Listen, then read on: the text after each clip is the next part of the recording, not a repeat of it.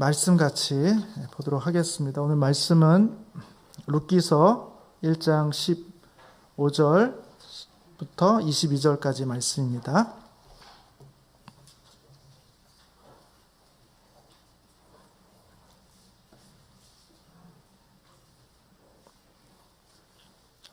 룻기서 1장 15절로 22절까지 찾으셨으면 우리 한 절씩 교독하도록 하겠습니다. 제가 먼저 읽습니다. 나오미가 또 이르되 보라 내 동서는 그의 백성과 그의 신들에게로 돌아가나니 너도 너희 동서를 따라 돌아가라 하니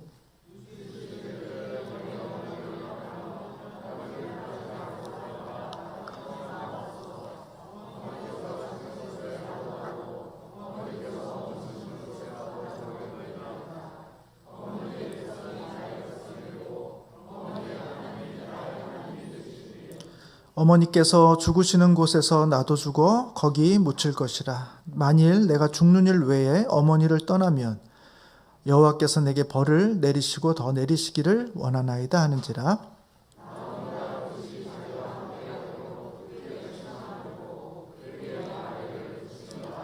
이에 두 사람이 베들레헴까지 갔더라. 베들레헴에 이를 때에 온 성읍이 그들로 말미암아 떠들며 이르기를 이가 나오미냐 하는지라.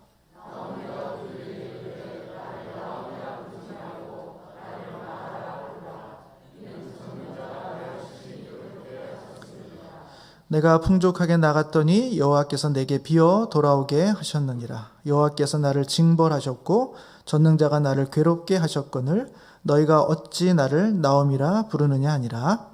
나오미가 모압 지방에서 그의 며느리 모압 여인 룻과 함께 돌아왔는데 그들이 보르주수 시작할 때에 베들레헴에 이르렀더라.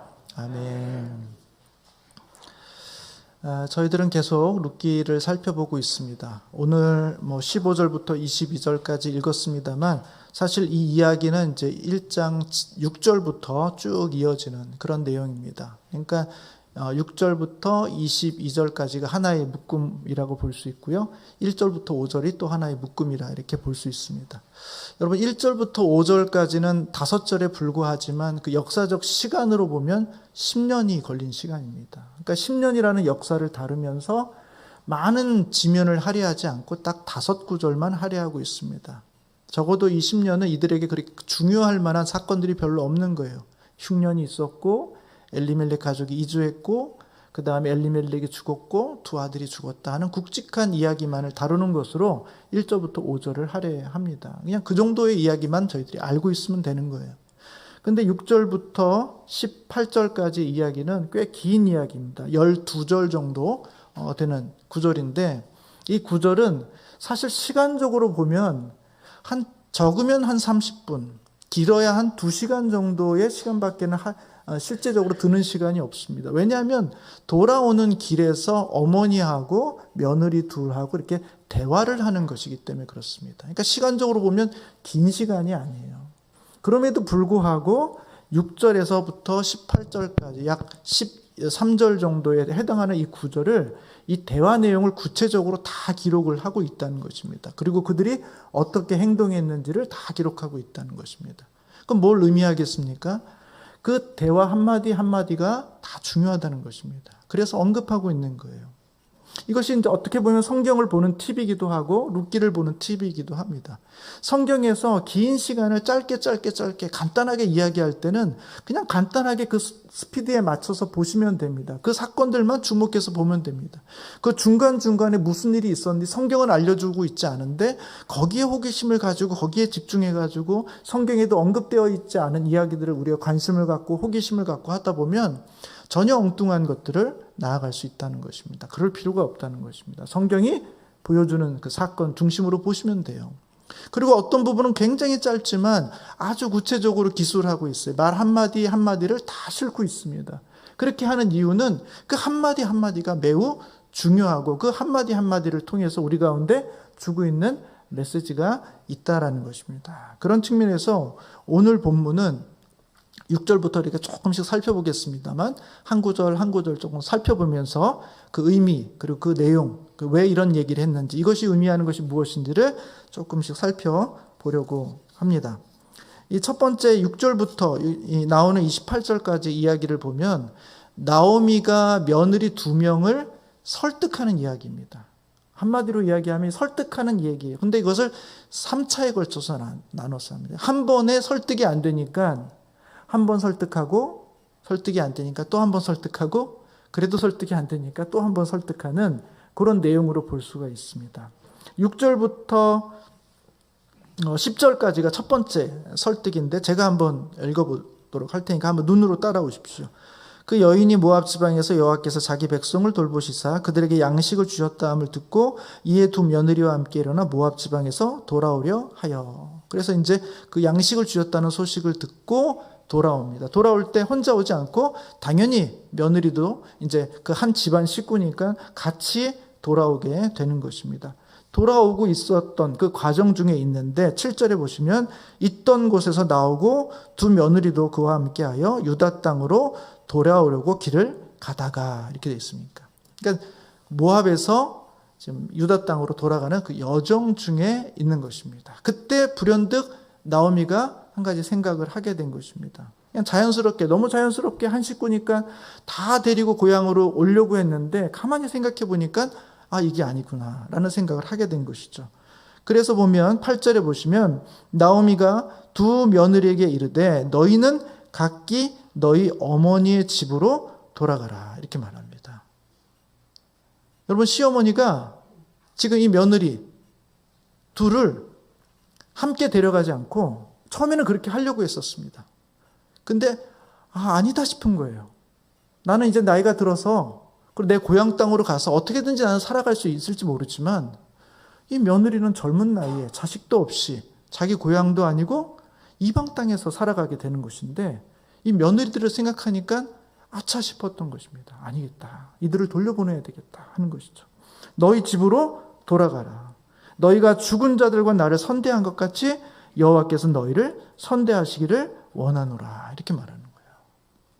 여러분, 나오미가 지금 2 며느리를 돌려보내주고 있습니다. 그리고 축복해주고 있어요. 너희가 죽은 자와 산 자들을 돌봐준 거, 선대한 것처럼. 그러니까 아마 그 남편에게도 잘했고 산자, 어머니에게도 상당히 잘했던 거예요. 그러니까 이 며느리들은 좀 괜찮은 며느리였던 것 같아요. 그런 며느리 집에 1-2명씩 있지 않습니까? 그리고 이 어머니도 상당히 괜찮으신 것 같아요.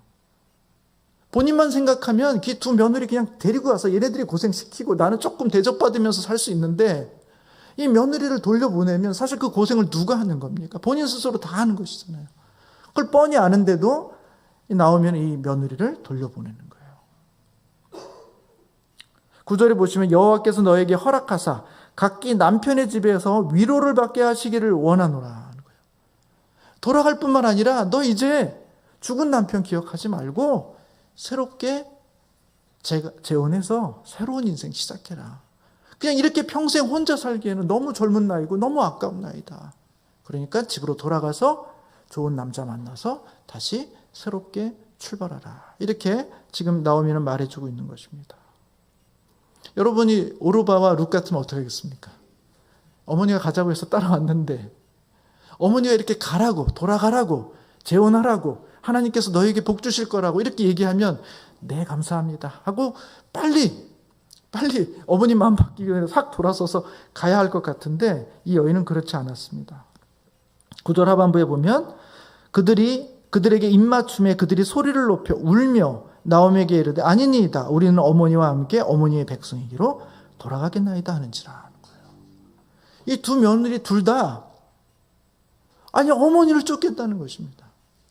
내게 좋은 기회가 주어졌고 이제 사실 새롭게 출발할 수 있고 이제 고난을 피해서 새로운 출발할 수 있는 이 시점, 이 기회가 왔는데 이 2 며느리 둘 다 아니라는 거예요. 울면서 정말 진심을 담아서 나는 어머니를 쫓겠습니다 하고는 어머니를 떠나지 않는 것입니다. 여러분, 제가 보니까 나오미도 괜찮은 시어머니예요. 그렇지 않습니까? 이 정도면 괜찮은 분 아니에요? 이 며느리는 어떻습니까? 며느리도 괜찮은 며느리예요. 젊은 여자치고 이렇게 자기 생각 머리 굴리지 않고 정말 이게 어머니를 위해서 이렇게 헌신하려고 하는 이 며느리 보는 거 쉽지 않습니다.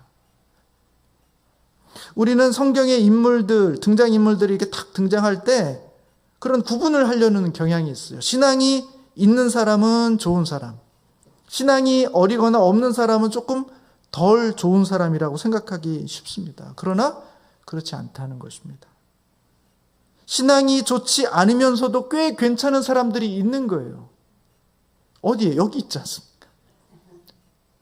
신앙은 별 볼 일 없는 것 같은데 꽤 정말 괜찮아요. 누가 봐도 괜찮은 시어머니고 누가 봐도 괜찮은 며느리가 여기 있어요. 물론 역으로 신앙은 꽤 좋은데 인간적인 측면에서 조금 아쉬운 분들도 있습니다. 나오미는 하나님의 백성이지만 신앙심이 깊지 않은 사람이었습니다. 세상적으로 발빠른 사람이고 세상적으로만 지혜로운 사람이었어요. 오르바와 룻은 모압 여인입니다. 하나님의 백성이 아닌 사람들이죠. 이들을 지금은 본다면, 아마 지금의 기준으로 이들을 본다면 이들은 신앙이 없거나 아마 다른 종교를 갖고 있는 사람이라고 이야기할 수도 있는 것입니다. 그런데 이 사람들이 서로를 생각해주는 마음을 보면 그 누구보다도 아름답다는 거예요. 신앙은 없는데, 우리가 생각하는 그런 신앙의 좋은 모습은 없는데 나오미나 오르바나 이 룻이 서로가 서로를 생각하는 마음을 보면 너무 아름답다는 것이죠. 서로 어려운 처지임에도 불구하고 이기적으로 행동하지 않고 서로를 배려하고 서로에게 의리를 지키고 서로가 잘 되기를 바라는 그런 아름다운 마음이 오늘 본문에 드러나고 있다라는 것입니다. 사랑하는 성도 여러분, 성도님들은 어떤 분이 되시기를 원하십니까? 신앙이 조금 부족해도 성품이 좋은 사람이 되기를 원하십니까? 아니면 성품이 조금 부족해도 신앙이 좋은 사람이 되기를 원하십니까? 저는 여러분이, 그리고 우리가 신앙도 좋고 성품도 좋은 성도님들이 되시기를 주님의 이름으로 축원합니다. 여러분, 신앙과 성품은 하나가 올라가면 다른 하나는 내려가야 되는 그런 게 아니에요. 천칭저울의 어떤 그것과 다른 것입니다. 하나가 올라가면 하나가 내려갈 수밖에 없는, 다른 하나가 올라가면 다른 하나가 내려갈 수밖에 없는 그런 것이 아니라는 것입니다. 오히려 신앙과 성품은 함께 좋아지는 것입니다. 신앙이 좋다는 것이 뭡니까? 종교 생활을 잘 한다는 것이 아닙니다. 신앙이 좋다는 것은 예수님을 닮아가는 것입니다. 신앙이 좋다는 것은 예수님의 성품을 닮은 것이에요. 예수님의 마음을 닮은 것입니다. 예수님의 행하는 것이 자연스럽게 나의 것으로 다가오는 거예요. 그게 신앙이 좋은 것입니다. 여러분, 우리 주님만큼 성품이 좋은 사람이 누가 있습니까? 우리 주님만큼 신앙이 좋았던 분이 누가 있어요? 이것은 마치 천층의 어떤 저울처럼 하나가 올라가면 하나가 내려갈 수밖에 없는 그런 것들이 아닙니다. 좋은 신앙이라는 것은 좋은 성품을 가지게 한다라는 것입니다. 제가 오래전에 읽었던 책 중에 인도에서 구제사역을 했던 마더 테레사에 대한 그 일화를 이렇게 담은 내용들을 제가 본 기억이 있습니다. 마더 테레사가 인도에서 하는 사역은 뭐냐 하면 가난한 자들 중에서 가난한 자들을 돕는 사역을 하는 거예요. 가난한 자들은 너무 많아요.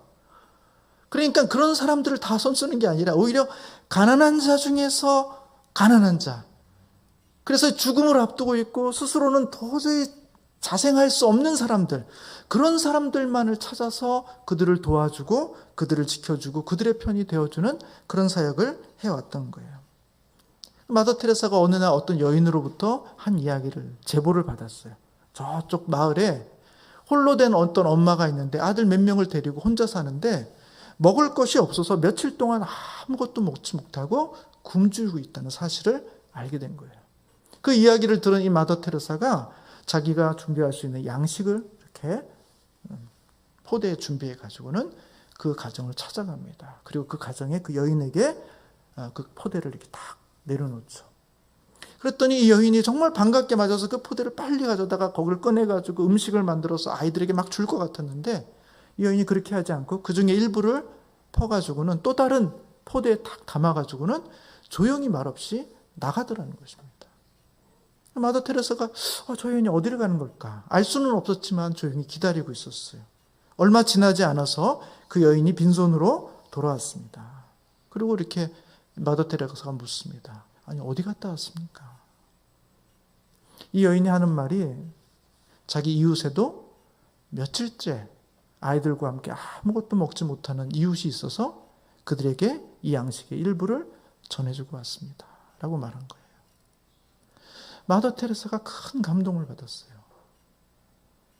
그가 자기도 부족한 그 양식을 나누어 줬다는 것에 감동이 아니라 자기의 형편이 너무 힘들고 어려워서 자기의 고통밖에는 보이지 않았을 텐데 오히려 그 고통 가운데 있는 사람들이 주변을 보고 주변의 고통을 눈여겨볼 수 있었다는 것, 주변의 고통이 자기에게 인식되었다는 그 자체가 이 마더 테레사에게는 너무 큰 감동을 주었던 것입니다.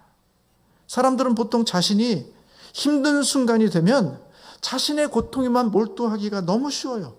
내 고통이 너무 크기 때문에 다른 사람의 고통은 보이지도 않고 그것은 대수롭지 않은 것처럼 여기기 쉬워요. 그러나 그렇지 않습니다. 우리 주님은 그렇게 하지 않았다는 거예요. 우리 성도들은 그렇지 않다는 것입니다.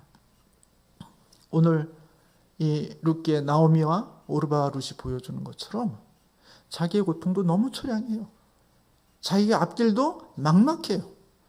그럼에도 불구하고 자기 자신만을 위한 이기적인 삶을 추구하지 않고 오히려 이 며느리들은 어머니를 걱정하고 이 어머니는 이 젊은 이 며느리들의 인생을 걱정해서 서로가 서로에게 호의를 베풀려고 하고 있는 이 모습을 우리는 보게 된다는 것이죠. 사랑하는 성도 여러분, 우리 가정에 왜 힘든 일이 없겠습니까? 근심과 걱정과 고통이 왜 없겠습니까? 그러나 거기에만 몰두해 있으면 우리 주변의 성도들의 아픔이 보이지 않습니다. 눈을 들어서 우리 주변을 돌아보시고 나와 같은 아픔, 나와 같은 고통, 나와 같은 슬픔, 어떻게 보면 나보다 더 큰 고통 가운데 있는 그분들을 보시고 우리도 힘들지만 우리도 고통스럽지만 그분들과 함께 연대하여서 그분의 고통에 함께 해주고 그분의 아픔을 우리의 것으로 받아들여서 우리가 서로 하나의 공동체라는 것을 확인해 가시는 귀한 우리 산울교회 성도님들이 되시기를 주님의 이름으로 축원합니다. 여러분, 나오미가 이렇게 간절히 얘기했는데 이 며느리들이 고집이 있어가지고 설득이 안 됩니다. 근데 나오미도 만만치가 않아요. 한 번 설득 안 된다고 그만두는 사람이 아닙니다. 그래서 2차 설득에 들어갑니다. 2차 설득은 더 논리적이고 더 설득력 있게 접근해요. 11절에 보시면 나오미가 이르되 내 딸들아 돌아가라. 너희가 어찌 나와 함께 가려느냐. 내 태중에 너희의 남편된 아들들이 아직 있겠느냐. 내 딸들아 되돌아가라. 나는 늙었으니 남편을 두지 못할지라 가령 내가 소망이 있다고 말한다든지 오늘 밤에 남편을 두어 아들들을 낳는다 하더라도 너희가 어찌 그들이 자라기를 기다리겠느냐. 그러니까 내가 지금 자식이 다 죽었는데 혹 내 안에 내 뱃속에 혹 아들이 있다고 한들 그것이 가능한 일이겠으며 그 아들이 태어나서 너희들에게 기업을 이어줄 수 있는 그 기간이라는 것이 너무 멀고 불가능한데 너희들이 어떻게 그것을 기다리겠냐는 거예요. 나는 늙어서 결혼할 수도 없는데 그래서 아이를 가질 수도 없고 만에 한해 그런 일이 벌어져서 내가 아이를 오늘 가졌다고 한들 그 아이가 언제 커서 너희들의 기업을 이어줄 수 있겠냐는 거예요. 그러니까 나에게는 희망이 없다는 거예요. 너희들이 나를 쫓아와봤자 아무런 희망을 기대할 수가 없다는 것입니다. 그리고 어찌 남편 없이 지내겠다고 결심하느냐. 너희들의 그 결심 자체가 어리석은 결심이라는 거예요. 너희들은 젊은데 남편 없이 그렇게 몇십 년을 어떻게 살 수 있냐는 거예요. 괜히 나를 위해서 너희들이 무리한 결심하지 말고 남편을 새로 구하고 그 가정에서 새롭게 새로운 출발을 시작하라는 것입니다.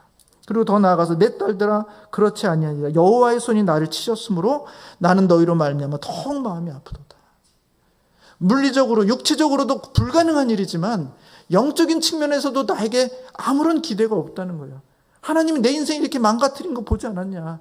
내 인생 이렇게 하나님 앞에서 치신 거 보이지 않았냐?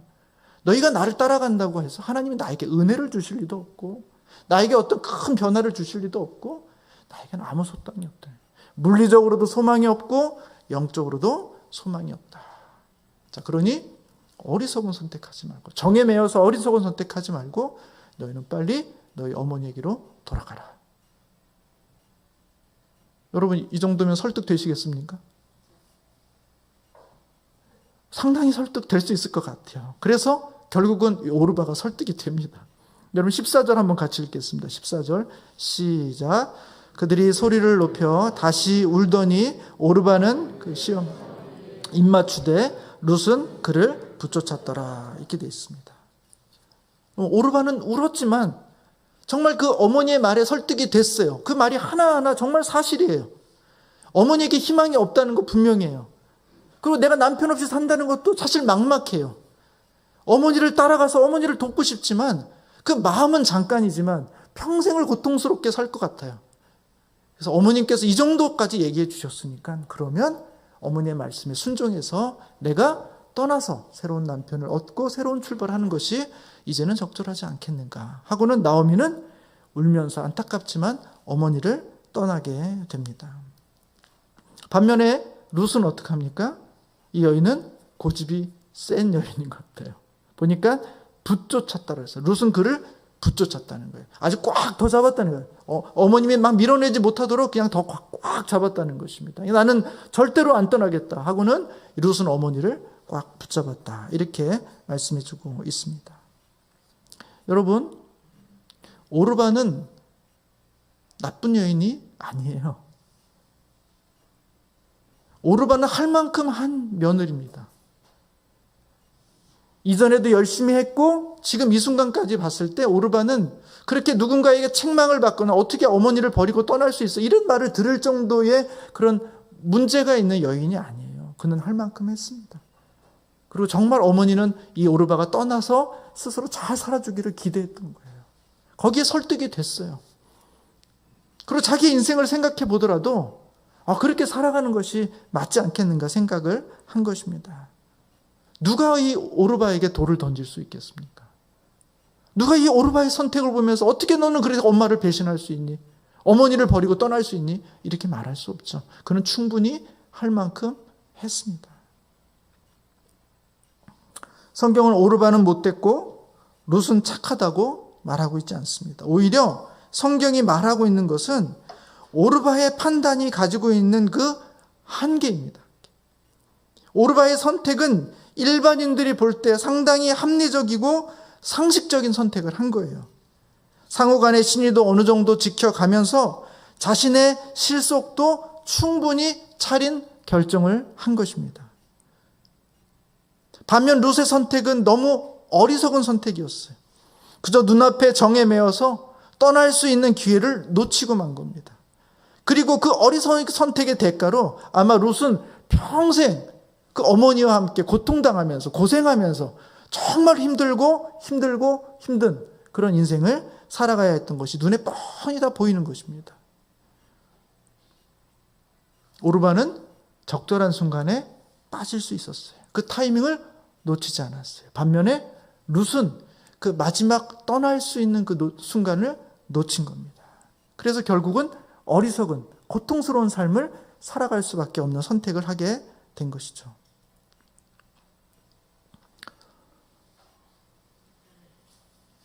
근데 참 재밌는 것은 우리가 볼 때는 오르바의 선택이 지혜로웠고 룻의 선택이 어리석은 것처럼 보였지만 성경은 역사를 다르게 진행하고 있다는 거예요. 오르바는 이제 이 장면에서 영원히 사라집니다. 성경 속에 오르바는 더 이상 등장하지 않아요. 이제 하나님은 오르바의 인생을 더욱 주목하여 보지 않습니다. 이제 하나님의 울타리 밖에 있는 사람이에요. 오히려 놀라운 것은 어리석은 결정, 미래를 보장받을 수 없는 결정, 고집스러운 결정, 남들이 볼 때는 왜 그렇게 결정했냐고 책망받을 만한 그런 결정을 한 룻의 인생에 우리 주님은 주목하기 시작합니다. 그리고 그 룻은 정말 모압 지방에 살 때는 정말 별 볼 일 없는 여인이었지만 하나님의 백성의 역사 안으로 들어오자 그는 정말 하나님의 구속사에게 너무나 중요한 역할을 감당하게 되는 거예요. 룻을 통해서 오벳이 낳고 오벳이 다윗의 할아버지가 됩니다. 그리고 다윗을 통해서 결국 누가 났습니까? 예수 그리스도가 나오게 되는 거예요. 하나님의 구속 역사에서 룻을 빼고는 설명할 수가 없는 너무나 존귀한 존재가 되어버린 것입니다. 한순간의 선택. 설득을 당하느냐? 설득에 넘어가지 않고 끝까지 나오미를 붙잡느냐에 따라서 이 두 여인의 인생이 영원히 다른 차원으로 갈리게 된다는 것입니다. 사랑하는 성도 여러분, 오르바와 룻의 차이는 무엇입니까? 시어머니를 잘 모셨다? 시어머니를 떠났다? 재혼을 했다? 재혼을 안 했다? 그게 중요한 게 아닙니다. 오르바와 룻을 가릴 수 있는 결정적인 선택의 내용은 뭐냐면 최종적으로 누가 하나님의 백성과 함께 했느냐는 것입니다. 최종적으로 누가 하나님의 땅에 들어왔느냐는 거예요. 누가 하나님의 백성이 되었냐는 것입니다. 그것이 오르바와 룻을 가르는 결정적인 내용들이에요. 여러분, 룻은 처음부터 하나님을 선택한 게 아니에요. 룻은 그냥 나오미를 선택했어요. 그 어머니를 홀로 둘 수가 없었고 그 어머니가 혼자 고생하는 것을 자기가 맘 편하게 볼 수가 없는 거예요. 내가 고생하더라도, 내가 평생 남편을 얻지 못하고 그냥 그렇게 살더라도 이 어머니를 내가 평생 모셔야 되겠다. 이 어머니의 운명과 나를 같이 해야 되겠다는 그 룻의 마음이 결국 나오미를 붙잡게 만들었고 그 나오미에게 붙어 있었기 때문에 나오미가 들어가는 그 백성에게로 이 룻은 함께 딸려 들어간 것입니다. 그리고 하나님의 백성이 되어버린 거예요. 하나님의 역사 속으로 들어가게 된 것입니다. 여러분 15절부터 18절의 내용을 보세요. 나오미가 이 룻을 또 한 번 돌려보내려고, 나오미도 대단한 여인이에요. 그러니까 진심이라는 거죠. 정말 며느리를 고생시키고 싶지 않은 거예요. 며느리 정말 돌려보내고 싶었어요. 잘 되기를 원했던 게 나오미의 마음이에요. 그래서 이 마지막 남은 이 룻도 돌려보내도록 이렇게 합니다. 15절에 보시면 나오미가 또 이르되 보라, 내 동서는 그의 백성과 그의 신들에게로 돌아가다니 너도 너의 동서를 따라 돌아가라. 야, 내 동서도 갔잖아. 그러니까 너 부담 갖지 말고 너도 가도 돼. 농담 아니야. 내가 너 시험해 보는 거 아니야. 떠보는 거 아니야. 동서도 갔으니까 너도 동서 따라서 가. 라고 지금 다시 한번 룻을 설득하고 있습니다. 근데 룻이 이 설득에 넘어가지 않아요. 여러분, 이 룻이 나중에 보시면 알겠지만 참 이 고집이 센 사람입니다. 16절 보시면 이렇게 말하죠. 룻이 이르되 내게 어머니를 떠나며 어머니를 따르지 말고 돌아가라고 강권하지 마옵소서. 어머니께서 가시는 곳에 나도 가고 어머니께서 머무시는 곳에 나도 머물겠나이다. 어머니의 백성이 나의 백성이 되고 어머니의 하나님이 나의 하나님이 되시리니 어머니께서 죽으시는 곳에서 나도 죽고 거기 묻힐 것이라. 만일 내가 죽는 일 외에 어머니를 떠나면 여호와께서 내게 벌을 내리시고 더 내리시기를 원하는지라.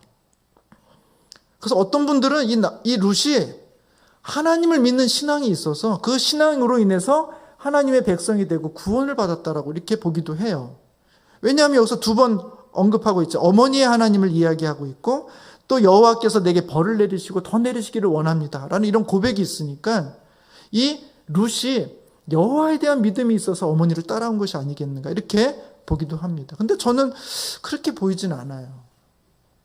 왜냐하면 이 룻은 처음부터 이렇게 여호와 신앙을 갖고 있었던 사람이 아니에요. 모압 지방에 그 땅의 신을 섬기고 있는 사람입니다. 그러나 엘리멜렉과 나오미의 가정에 들어가면서 아마 전도를 받아서 뭐 신앙이 좋아졌을 수 있겠다 볼 수도 있겠죠. 그러려면 이 엘리멜렉이나 나오미가 신앙이 좋아야죠. 신실해야죠. 근데 우리가 검토한 건 뭡니까? 엘리멜렉도 나오미도 신앙이 좋지 않다는 거예요. 하나님의 땅에 흉년이 오자 그 땅을 버리고 언제든지 모압으로 갈 수 있는 사람들입니다.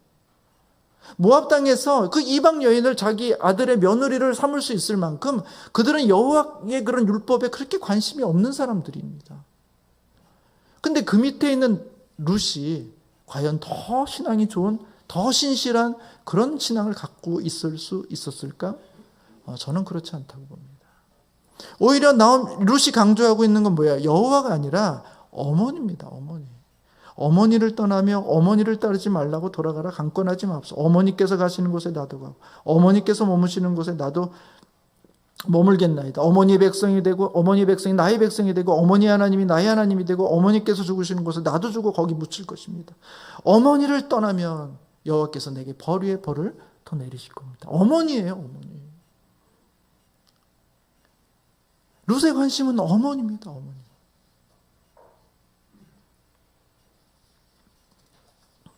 그 어머니를 선택한 것이 결국 누구를 선택한 것입니까?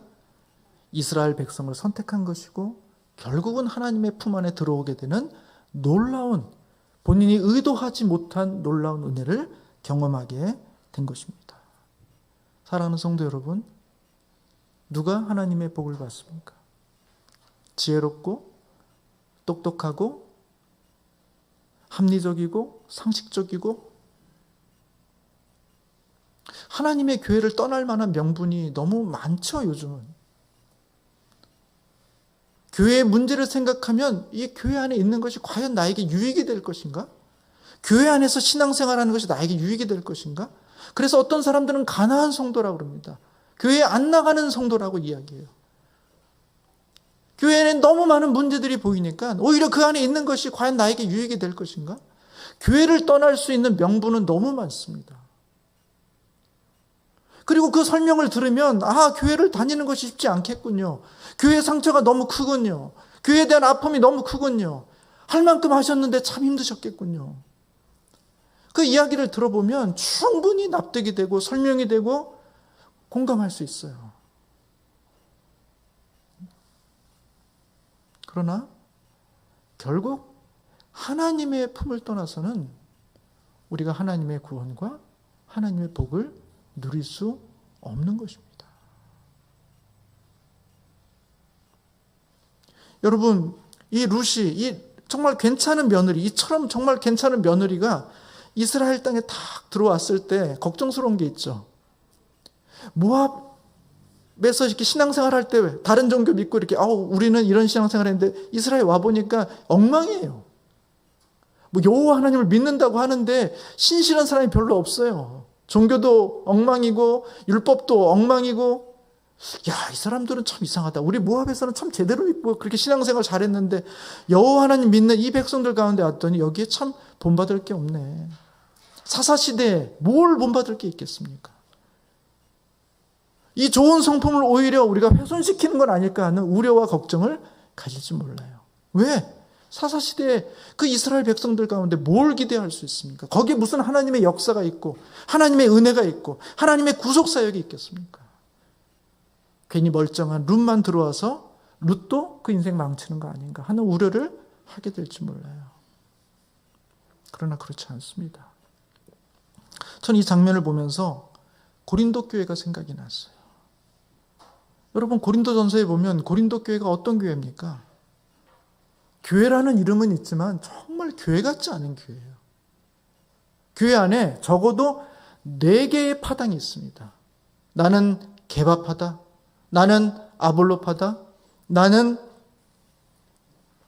바울파다, 나는 그리스도파다. 아마 더 많은 파당이 있었을지 몰라요. 교회가 4분 오열되어서 그냥 각자 자기의 파당, 자기의 사람들을 중심으로 교회가 분열되어 있어요. 서로 하나 되기를 원하지 않습니다. 서로 긴장하고 경계되어 있어요. 고린도 교회는 그런 교회였습니다. 고린도서 5장에 보면은 교회에 세상에서도 없는 심각한 윤리적 도덕적 문제가 있어요. 아주 엄청난 음란의 문제가 있습니다. 근데 교회가 그것을 알고도 대수롭게 여기지 않는 거예요. 그리고 그 사람을 징계하거나 치리하지 않는 것입니다. 교회에 문제가 있고 갈등이 있는데 그것을 교회 내부로 정리하지 못하고 이 문제를 세상 법정으로 가져가요. 그래서 세상의 판단을 받아요.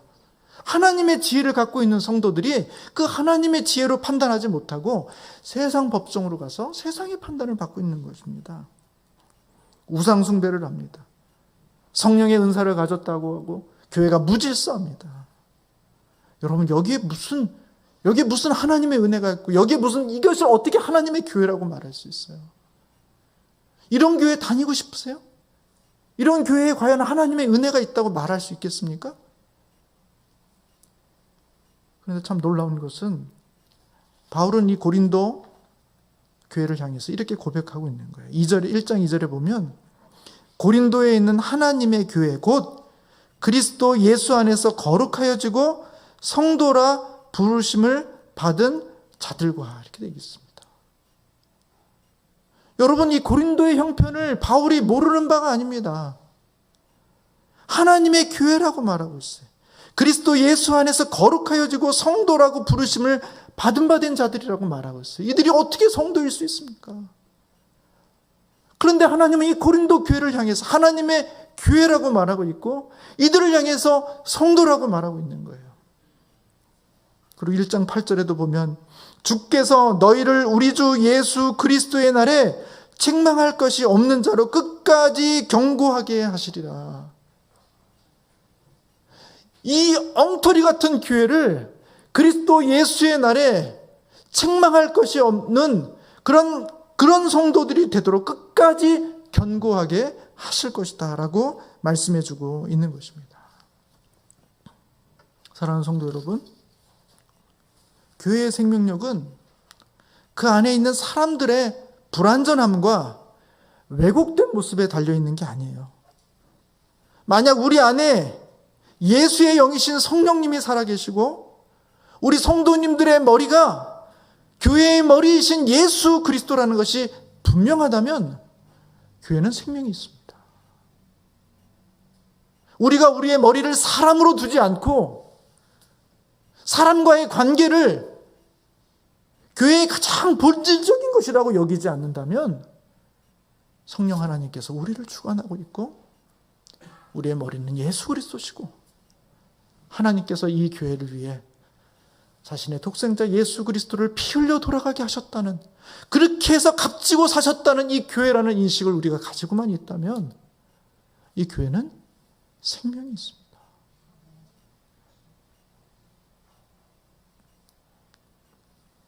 사랑하는 성도 여러분, 교회 앞으로 나오실 수 있기를 바랍니다. 그리고 예배의 자리로 나오실 수 있기를 바라요. 오프라인으로 참여하실 수 있는 분들은 예배당으로 오십시오. 온라인으로 참여하실 수밖에 없는 분들은 온라인으로 참여하시되 정말 간절한 마음으로 더 배나 준비해서 하나님 앞에서 깨어 있으면서 온라인으로 참여하실 수 있기를 바랍니다. 여러분, 그래야 우리가 삽니다. 우리가 살아가는 유일한 길은 그거밖에 없어요.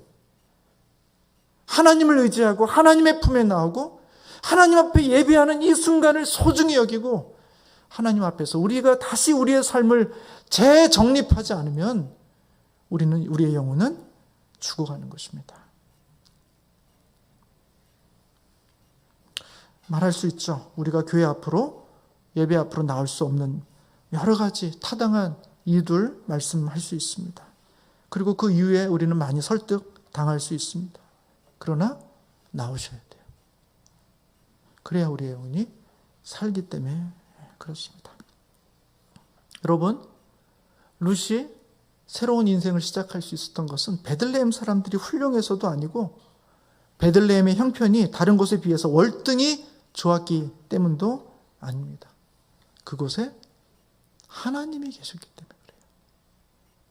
그리고 하나님께서는 언약 맺은 그 백성을 끝까지 책임져 주시는 하나님의 신실하심이 있었기 때문입니다. 주님 앞에서 또 예배 안에서 하나님의 그 신실하심을 경험하시는 우리 복된 성도님들이 되시기를 주님의 이름으로 축원합니다. 마지막으로 19절부터 22절을 보겠습니다. 이제 고향 땅에 돌아옵니다. 이에 두 사람이 베들레헴까지 갔더라. 베들레헴에 이를 때 온 성읍이 그들로 말미암아 떠들며 이르기를 이가 나옴이냐 하는지라. 이렇게. 그러니까 사람들이 다 알아본 거예요. 10년 만에 왔지만 다 알아보죠. 여러분, 교회 떠나신 분들이 뭐 여러 가지 이유로 이사하다가 다시 일로 오셔가지고 교회 나오시면 10년 만에 오시면 못 알아보시겠습니까? 다 알아보죠.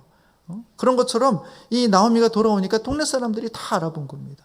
그러니까 적어도 이때 10년 전에 있었던 이 흉년은 절대적 흉년은 아니었던 거예요. 왜냐하면 그랬으면 사람들이 다 죽든지 아니면 다 이주했겠죠. 근데 여전히 살아있었다는 것은 힘들고 어려운 순간이 잠깐 있었지만 그것이 오랫동안 지속된 것은 아니었다는 거예요. 그러니까 많은 사람들이 그 마을에 살아있었던 것입니다. 나오미가 돌아오자 알아보고 환대하고 있는 것입니다. 20절에 보시면 나오미가 그들에게 이르되 나를 나오미라 부르지 말고 나를 마라라 부르라. 이는 전능자가 나를 심히 괴롭게 하였습니다. 내가 풍족하게 나갔더니 여호와께서 내가 비어 돌아오게 하셨느니라. 여호와께서 나를 징벌하셨고 전능자가 나를 괴롭게 하셨거늘 너희가 어찌 나를 나오미라 부르느냐. 지금 나오미가 돌아왔는데 자기 나오미, 기쁨이란 뜻입니다. 내 이름은 기쁨이란 뜻인데 나의 인생은 기쁘지 않아. 난 쓴 인생이야. 나는 고통스러운 인생이야. 나는 마라야. 그러니까 너희들 나를 나오미라고 부르지 마. 나를 마라라고 불러. 하고서 그 인생이 얼마나 고통스러웠는지를 이야기합니다. 그러면서 하나님께서 나를 징벌하셨고 하나님께서 나를 괴롭게 하셨고 하나님께서 나를 풍족하게 나가게 했다가 여호와께서 내게 비어 돌아오게 하셨다 하면서 그 모든 고통과 씀과 아픔이 다 하나님으로 말미암아서 하나님이 나를 이렇게 괴롭게 하셨다라고 간증하듯이 아주 그냥 토로하듯이 하면서 백성 가운데 돌아온 것입니다. 여러분, 제가 한 가지 물어보겠습니다. 여러분, 나오미는 10년 전보다 지금 10년 후 신앙이 좋아졌을까요? 아니면 신앙이 나빠졌을까요?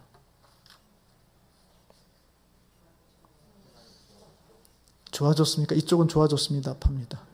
이쪽엔 뭐 어떤 팝니까? 저는 신앙이 좋아졌다고 봐요. 지금 교회 와가지고 막 하나님 욕하고 원망하고 불평하고 막 하고 있는데 제가 볼 때는 적어도 10년 전보다 신앙이 좋아졌어요. 10년 전에는 나오미나 엘리멜렉은 여호와에 대한 인식 자체가 별로 없었어요. 하나님의 율법, 하나님이 우리를 이곳에 심으신 땅, 그런 개념 자체요. 여기를 떠나고 통혼을 하고 그래서 하나님께서 어떻게 느끼실까, 어떻게 보실까 걱정, 그런 거 없습니다. 그냥 각자 자기의 소견대로 살아갈 뿐이에요. 하나님에 대한 인식, 종교의 형태, 신앙의 이름은 있지만 하나님에 대한 인식은 거의 없던 상태예요. 근데 분명하고 확실한 건 있죠. 지금 이 나오미의 고백 속에 하나님은 살아계신다는 것은 분명하죠. 물론 그 살아계신 그 하나님이 나를 괴롭게 해서 너무 고통스러운 것이지 하나님이 살아계시는구나. 하나님이 역사하시는구나. 하나님이 일하시고 있구나. 하나님이 내가 범죄하면 하나님께서 고통을 주시고 있구나 하는 적어도 이 하나님에 대한 인식을 아주 선명하게 갖게 된 거예요. 여러분, 좋은 신앙이라는 게 뭡니까? 별일 없이 잘 풀리는 게 좋은 신앙이 아니에요.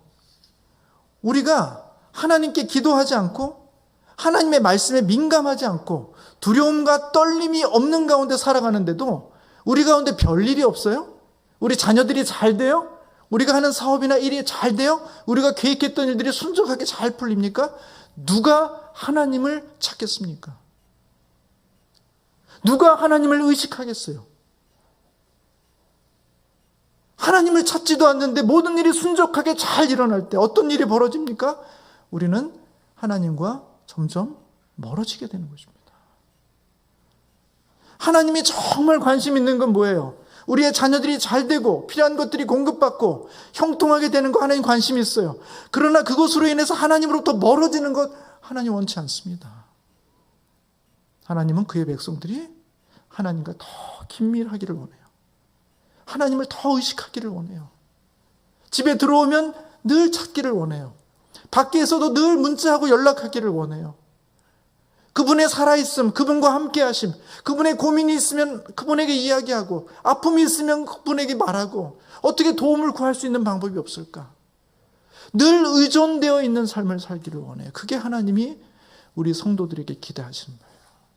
그래서 때로는 하나님이 우리로 하여금 풍족하게 나갔는데 하나님께서 우리로 비어서 돌아오게 하시는 때가 있는 겁니다. 왜요? 벌이 아니에요. 하나님께서 심판하시는 게 아니에요.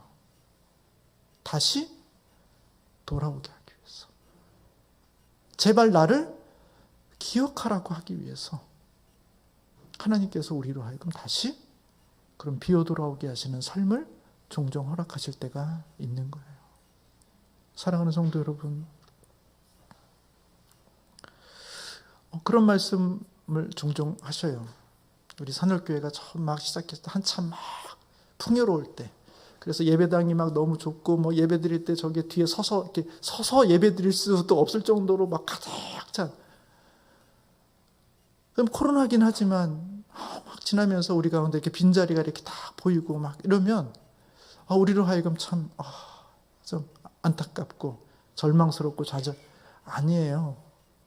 어쩌면 그래서 우리가 더 정말 신앙의 본질을 의지하는지 몰라요. 우리가 그래서 더 하나님을 바라보게 되는지 몰라요.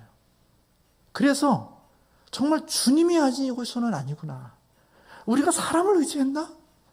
우리가 인간적인 어떤 것들을 의지했나? 그런 것들이 아니구나. 하나님을 의지해야 되는구나. 하나님을 바라봐야 되는구나.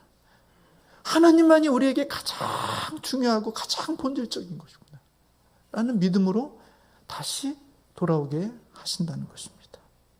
그 은혜가 있기를 주님의 이름으로 축복합니다. 여러분 22절 마지막 구절에 보면요, 나오미가 모압 지방에서 그의 며느리 모압 여인 룻과 함께 돌아왔는데 그들이 보리추수 시작할 때 베들레헴에 이르렀다. 제가 만약에 이 룻기를 영화로 찍잖아요. 그러면은 그 마을에서 나오미가 들어와서 막 마을 사람들이 웅성웅성거리고 막 불평하고 원망하는 장면이 처음에 이렇게 다 크게 보였다가 카메라를 뒤로 쭉 뺄 것 같아요. 그럼 사람들이 점점 작아지고 소리도 작아지겠죠. 점점 가서 쭉 마을 뒤로 쭉 빠지면 뭐가 나올까요?